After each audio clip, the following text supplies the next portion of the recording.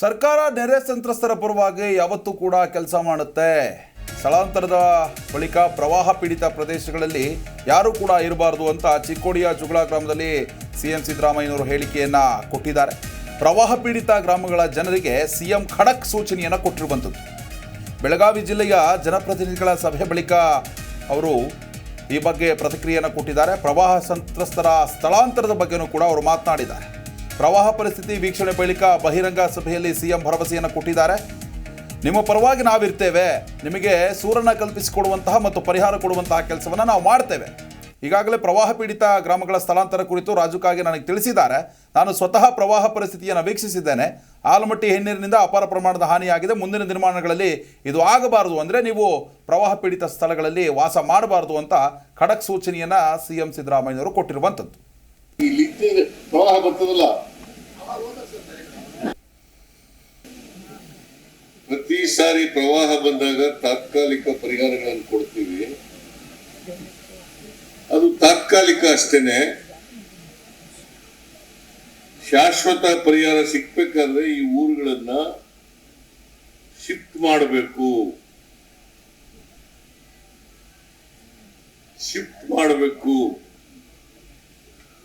ಒಂದು ಶಿಫ್ಟ್ ಮಾಡಬಹುದು, ಸರ್ಕಾರ ಶಿಫ್ಟ್ ಮಾಡ್ತದೆ. ಆದ್ರೆ ಮತ್ತೆ ಇವು ಇಲ್ಲಿ ಜಾಗದಲ್ಲಿ ಇರಬಾರ್ದು.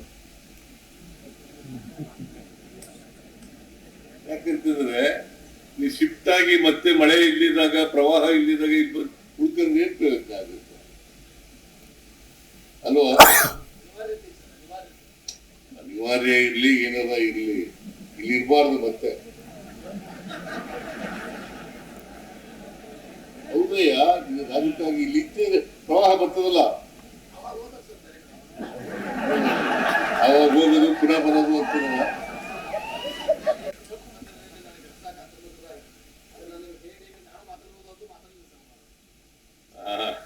ನಾನು ಯಡಿಯೂರಪ್ಪ ಅವ್ರ ಬಗ್ಗೆ ಮಾತಾಡೋದು, ಯಾರ ಬಗ್ಗೆನೂ ಮಾತಾಡಕ್ ಹೋಗಲ್ಲ. ಈಗ ಪ್ರವಾಹ ನೋಡಕ್ ಬಂದಿದ್ದೀನಿ, ಪ್ರವಾಹದ ಬಗ್ಗೆ ಮಾತ್ರ ಸೀಮಿತವಾಗಿ ಮಾತಾಡ್ತೀನಿ. ನೋಡಿದೆ ಈಗೆಲ್ಲ ಬ್ಯಾಕ್ ವಾಟರ್ ಎಲ್ಲ ಹಿಂದ್ಗಡೆ ಬಂದು ಬಹಳಷ್ಟು ಜನಗಳಿಗೆ ತೊಂದರೆ ಆಗಿದೆ.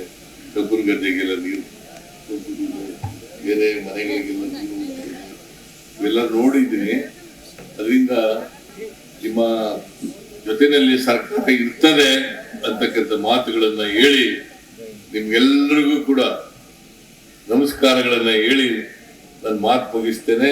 ಜೈ ಹಿಂದ್. ಜಿ ಕನ್ನಡ ನ್ಯೂಸ್ ಈಗ ನಿಮ್ಮ ಮನೆಯಲ್ಲೇ ನೋಡಿ. ಎಲ್ಲ ಕೇಬಲ್ಗಳಲ್ಲಿ ಈಗ ಲಭ್ಯ. Sun Direct 292, Jio TV 1334, U digital 162, city cable 51, GTPL 17, Abhishek cables 821, Rockline telecommunication 51, Shri Basaveshwara number 60, Vinayaka digital number 53, in digital number 896ರಲ್ಲಿ. ನಿಮ್ಮಿಸ್ತದ ಜಿ ಕನ್ನಡ ನ್ಯೂಸ್ ನೋಡಿ ಆನಂದಿಸಿ.